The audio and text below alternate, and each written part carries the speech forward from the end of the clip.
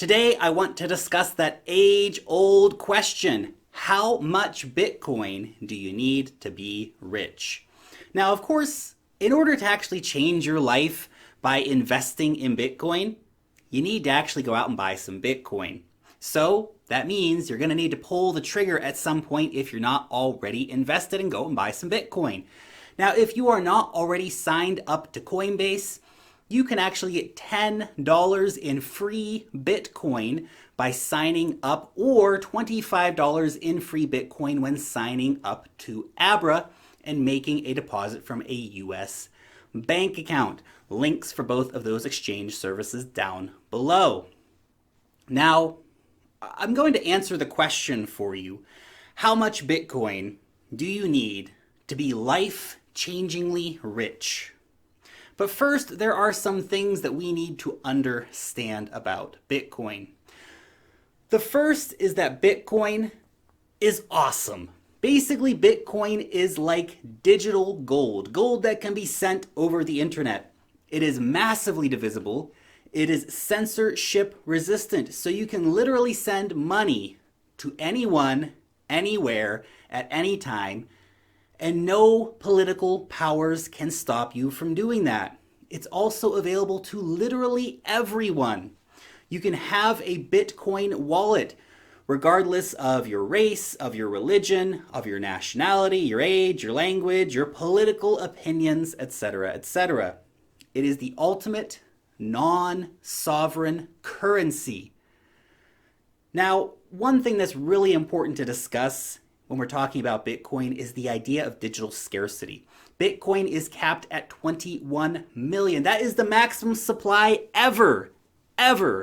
Of that 21 million, a total of 17.7 million have already been mined. The remaining 3.3 million will mostly be mined over the next 10 years. But mining won't completely finish for a very, very long time, like next century long time. Now, also, of the 17.7 million Bitcoin that have already been mined, as many as 6 million may have been lost forever, although the more common estimate is around 4 million, including 1 million Bitcoin belonging to the founder Satoshi Nakamoto, unless, of course, he is not dead and comes back in 10 years to surprise everyone and start sending some Bitcoin around to people, but that hasn't happened. It might not happen. And of those 17.7 million Bitcoin that are currently in existence, 10.5 million have not moved in the last year. We can, of course, include the lost coins into this number, but it means that there are millions of Bitcoin that are being held by Bitcoiners who have no intention on selling their Bitcoin anywhere around the current prices.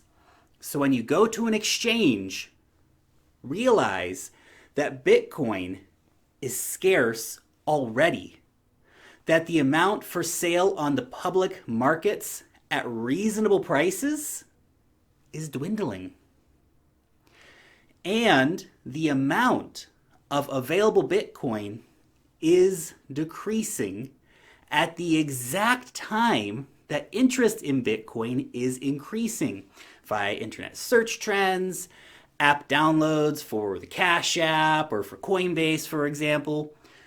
But it is not just your average Joe like you or me that is out there buying Bitcoin. It is some of the world's biggest financial institutions. Institutions like Fidelity, NASDAQ, the CME, and the Intercontinental Exchange, who are the owners of the New York Stock Exchange. All of those big money players, and many, many more besides that I'm not mentioning here, are rushing to get a piece of the Bitcoin pie. And every time they buy Bitcoin, they remove Bitcoin from circulation, as these institutions are working to actively hoard the asset.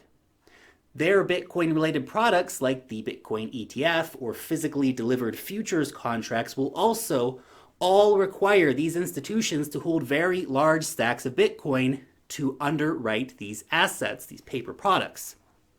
And this is all happening at the time that the volume of traded cryptocurrency is increasing, and the number of wallets, that is people holding Bitcoin, is increasing, which means that more and more people are buying and holding Bitcoin. So there's all that to take into consideration when we speak of the idea of digital scarcity.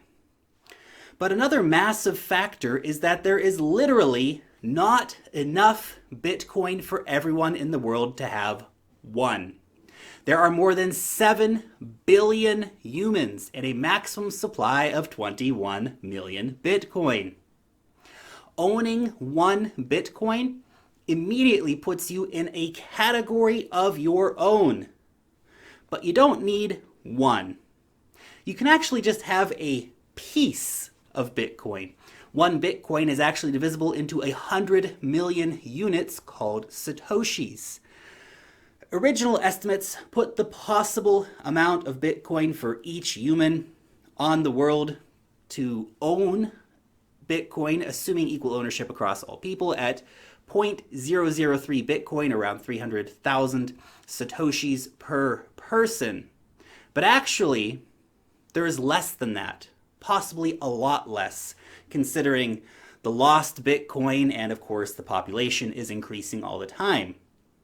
Now let's expand this idea out a little bit more. There is not enough Bitcoin for all of the world's millionaires. There are 36 million millionaires, possibly many more than that. Accounting for the lost Bitcoin, these millionaires can at a maximum each have around 0.5 Bitcoin. Maximum per person. There are nearly 200,000 ultra-high net worth individuals globally. That is people with a worth of more than $30 million. There is not enough Bitcoin for each of these people to have 100 Bitcoin. Think about that. Hell, there's not even enough Bitcoin for every person with a Coinbase account to have one Bitcoin. That's freaking crazy, guys, when you think about it. Then we can also think about this. And think about this carefully. Not owning any Bitcoin is possibly the biggest financial risk you will take in your lifetime. Sounds crazy, I know. But the upside is massive and the downside is only limited to whatever money you put in. Because one Bitcoin can be absolutely life-changing over the coming years. Here is a good quote from Cameron Winklevoss, who's a massive Bitcoin enthusiast. He said, "Some people think it's crazy to invest in crypto. Maybe. But definitely not as crazy as sitting on the sidelines when the future of money is literally being built before your eyes." Also, I want to point out that I know I'm just talking about Bitcoin here, but I did really want to mention that, yes, other cryptocurrencies can also offer great opportunities too. So please do keep that in mind. And while some maximalists will say that everything else, anything that is not Bitcoin, is total garbage, I personally do not agree with that sentiment. Is there a lot of garbage out there in the cryptocurrency land? Yes, there is. But is there a great chance to turn profits on other cryptocurrencies? Yes, of course there is. But don't be fooled into thinking that Bitcoin is too expensive just because you see coins that are $1 or under $1. Because remember, you can actually start stacking sats, or another way to say that is buying a little bit of Bitcoin at a time. Because there will come a day when we actually start thinking just in Satoshis, as in pricing things in one Bitcoin values will seem as absurd as pricing things in the value of 1 ton of gold. And you don't have to wait until then. I know we all have different financial means, guys. That's a reality. And that's okay. Because remember that you can go out and buy 100,000 Satoshis for about $8.80, which is pretty awesome. Or you can buy 1,000,000 Satoshis for around $88.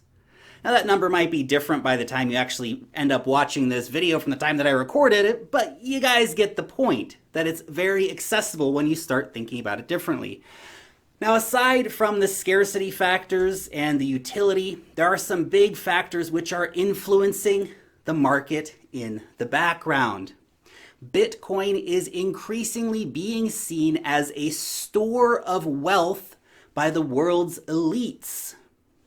But you don't have to be a millionaire to preserve your wealth. Anyone can do it. It's the democratization of finance, which is very exciting. Here, unlike in other places in investing, your dollar carries the same weight as the rich guy's dollar does, and you have the same opportunity to get that scarce asset. Also, we continue to see massive uncertainty in the global markets, and with the looming threats of a deep and bitter trade war, which is kind of starting up at the moment, and the strength of fiat currencies, which are increasingly being called into question as we see fiats around the world collapsing or losing mass value. Don't be fooled into the comfort of your own fiat currency. Many countries have felt that comfort and then had the rude awakening of their local money failing. And even if it is not a catastrophic descent, your dollars or euros or whatever else you hold loses daily value thanks to inflation. And besides, the whole damn fiat system is a house of cards anyway. $22 trillion in US debt, banks get free money and charge you interest on the free money that they get. It's a crazy system, guys. Bitcoin stands in opposition to that. Bitcoin doesn't do that. Bitcoin was made as a response to the 2008 financial crisis. The next financial crisis may be much worse than the one in 2008. And we may see an economy in which there are those with Bitcoin and those without Bitcoin. Some even play with the idea of Bitcoin as a global reserve currency. Bitcoin being a non-sovereign currency would actually be uniquely placed for such a role. But if that does happen, we're certainly unlikely to see it happen anytime soon. But could it be the new gold standard or more? Yes, it could. It's uniquely positioned to do that very thing. Now, to get on to answering the question about how much Bitcoin do you need to be rich? Well, the question that we need to answer before breaking that down is how much money would be life-changing for you? Is it $1 million? Is that the number that you would need to feel rich? How you answer that question will depend on a lot of factors, to be honest, but I think what we are really discussing is what we perceive $1 million being able to buy for you. Now, that does not actually require trading your Bitcoin back for dollars, to keep in mind. You could probably, by the time Bitcoin reaches massive levels, just spend your Bitcoin on everything. You can already spend your Bitcoin on a lot of things, but measuring things in dollars is certainly a useful marker for many people. And of course, it depends on your interpretation of life-changing. How patient can you be? And what is your personal appetite for risk? As of course, there are no guaranteed profits in Bitcoin, and you can certainly lose. So please keep that in mind. Buyer beware. But really try to answer this question for yourself, because for someone, life-changing amounts of money might be a few $1,000s, tens of thousands of dollars. For others, it's going to be millions. But in all seriousness, these are the kinds of questions that you actually need to be asking yourself before running out and investing in Bitcoin. Please note too that unless you actually have some kind of vision, some kind of plan for what you want from investing, then you must tread carefully. Because let us say that you do get rich quick by flipping altcoins or something of the such. Well, many people who do get rich quick fall into the trap of running out and buying a bunch of fast cars or blowing all their money on drugs and alienating all those people in their lives who have been there to support them throughout their entire lives. And then, quicker than they got rich, they're broke. Now, that's followed by depression and, for even some, unfortunately, suicide. That's a dark road, guys. I think I want to point out here that life-changing money can change lives. The question is, will it be a positive or a negative change in your life? Now, to ensure a positive change actually takes place, then focus on what actually matters in your life when you're thinking about this idea of life-changing money. Your family, your friends, your health, your safety, your community.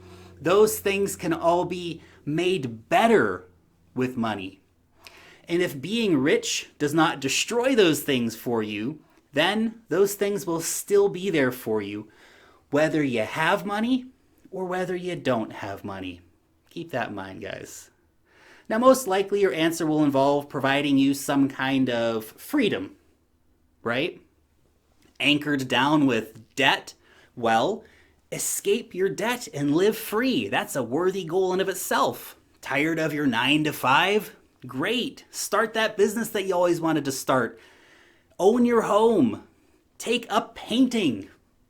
Maybe spend your time volunteering in your local community. All of these things are worthy, life-changing goals. The main idea, whatever your goal is to have a frickin' goal, guys. Just getting rich is great. But the pursuit of money alone does not develop a wealthy mindset, a mindset influenced by gratitude. That is what will transform your life in the long term, providing a life that you can be proud of living when you look at yourself in the mirror every day. Also, to question your timeline. People who buy Bitcoin today and hold for 10 years will likely be rewarded in possibly unimaginable ways. Some people can get rich overnight flipping ICOs or doing day trading and all that fun kind of stuff. Yes, it's definitely possible, but it's also very, very high risk. Just as many people, in fact, more people, lose doing that. Buying $50 or whatever your number might be of Bitcoin a week consistently will likely pay off very well in the long run and will be much less drama for you than running out trying to chase the hot new coins and the pumps and all this fun kind of stuff. Something to keep in mind. Also, if you came here and watched this video, then, to be honest, congratulations. You're early. And I know it may not always feel like that, but we're still relatively early in the adoption of Bitcoin, and you're in a great position to do well in the coming years. Bitcoin is a marathon. Bitcoin is not a sprint. Okay, now we're actually going to look at the numbers. I know I've been promising it, we're going to do it now. So I'm going to base this off being able to buy one Bitcoin at a price of $10,000, just to keep the math simple, even though the price isn't there today. And that the current supply of Bitcoin is what we'll be using for the market cap. Because the numbers of both of these things tend to change so much, it is tricky to make a video on the exact prices at this exact moment. But these numbers can serve as a guide to the growth potential of Bitcoin as an asset and as an investment. So at $10,000 Bitcoin, 17.725 million total supply of Bitcoin now equals a market cap of $177.25 billion. The gold market is estimated at around $7 trillion. So if Bitcoin were to reach the same price as the global gold market, just that, then Bitcoin would be valued at around $400,000 a piece, which is a 40x on your investment, which means that you would have made $390,000 on your $10,000 investment. Now that is fairly impressive for sure, but Bitcoin is unlike anything else. Gold has a great function as a store of wealth and a long history of being a store of wealth, but it's also useful in microchips and in jewelry. But Bitcoin is the money of the internet. How do you put a fair value on the money of the internet?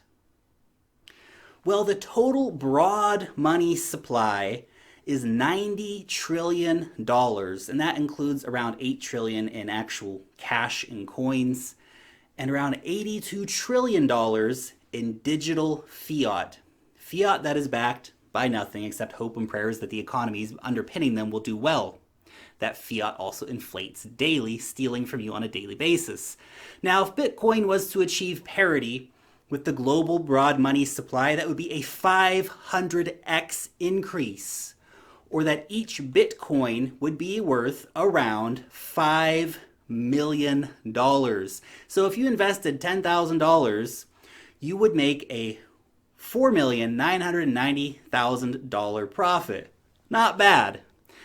But is that realistic to say that it will replace the global broad money supply? Not at this stage. No, sorry. But could it one day take a large portion of the global broad money supply, say 20% of the global money supply? Maybe. This, while still seemingly in the realm of fantasy for some people, from where we sit today, would be a 100x gain, or essentially seeing a Bitcoin priced at around $1 million. So $10,000 will now be $1 million. The real trick here is trying to even bring these numbers into any kind of sensible real prediction, because the entire developing world is opening up economically, which will add tens of trillions of dollars in economic prosperity over the coming years. And these people can just jump the existing financial system using Bitcoin. And that Bitcoin is in what is likely a multi-decade period of price discovery. How do you fairly price an asset like this that has no direct comparison? It's hard to do, and it's very speculative. How high it will go in dollar value is really anyone's guess. But accounting for everything that I have discussed here, the question you should probably be asking yourself is, can you afford not to invest in Bitcoin, knowing what you know? Anyway, just my 2 Satoshis, guys. You, of course, let me know what you think about my assessments here, or my future predictions and all these different things down below in the comment section. Thank you guys so much for watching today's video. As always, you are supremely awesome. If you did enjoy the video, a thumbs up would be massively appreciated, and you can subscribe to the channel if you are new around here, and make sure to click that bell so you know when I put out a new video. Long live the blockchain, and peace out till next time.